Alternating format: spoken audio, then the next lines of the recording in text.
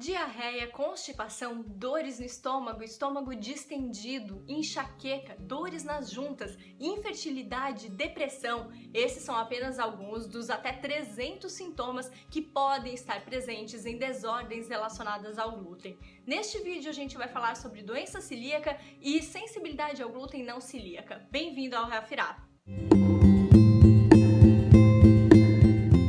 A doença celíaca é uma doença autoimune, uma desordem autoimune multissistêmica. Isso significa que ela pode sim afetar o sistema digestivo, mas outros sistemas. Por exemplo, a pele, no caso da dermatite epitiforme, que é a manifestação da doença celíaca na pele, e outros sistemas, sistema nervoso e assim por diante, muitas vezes por causa da má absorção de nutrientes, especialmente vitaminas e minerais. No caso da doença celíaca, o sistema imunológico, os anticorpos, acabam atacando erroneamente o próprio tecido do intestino, a primeira parte do intestino, que é chamado duodeno. E ali é que estão as vilosidades responsáveis pela absorção de nutrientes, e aí acabam acontecendo danos a essas vilosidades, impedindo a absorção dos nutrientes que são necessários para a saúde. No caso da dermatite epitiforme, a manifestação é na pele, aparecem erupções avermelhadas, parece até uma alergia, mas não é alergia, é a reação realmente do sistema imunológico, parece uma picada de inseto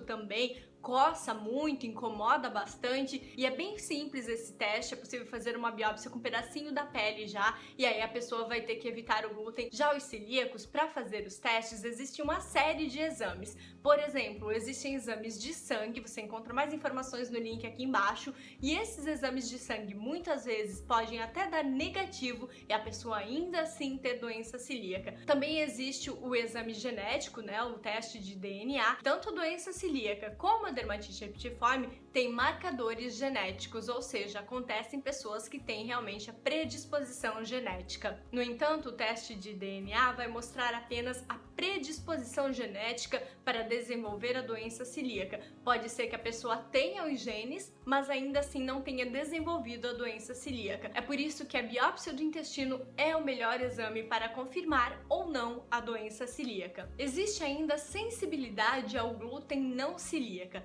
que também pode ser chamada de sensibilidade ao trigo não celíaca, porque não se sabe ao certo se o problema é o glúten ou pode ser outras proteínas que também estão presentes no trigo. A sensibilidade ao glúten acontece quando todos os marcadores biológicos são negativos, mas a pessoa ainda tem reações ao glúten, ou seja, o exame de sangue foi negativo, a biópsia do duodeno foi negativa, o teste de DNA também foi negativo, mas ainda assim a pessoa tem sintomas muito parecidos com os sintomas que celíacos costumam apresentar. É aí que o médico é importante, porque ele vai fazer a análise desses sintomas e aí decidir se você tem ou não sensibilidade ao glúten. A sensibilidade ao glúten também foi chamada de intolerância ao glúten. No entanto, este termo não é mais correto, inclusive porque intolerância normalmente significa que existe um nível de tolerância, o que não acontece com o glúten, e também está normalmente linkado a carboidratos, e o glúten e outras proteínas do trigo, né, se não for o caso o glúten, são proteínas e não carboidratos. No ano passado, pesquisadores da Universidade de Colômbia, dos Estados Unidos, identificaram que a sensibilidade ao glúten ou sensibilidade ao trigo,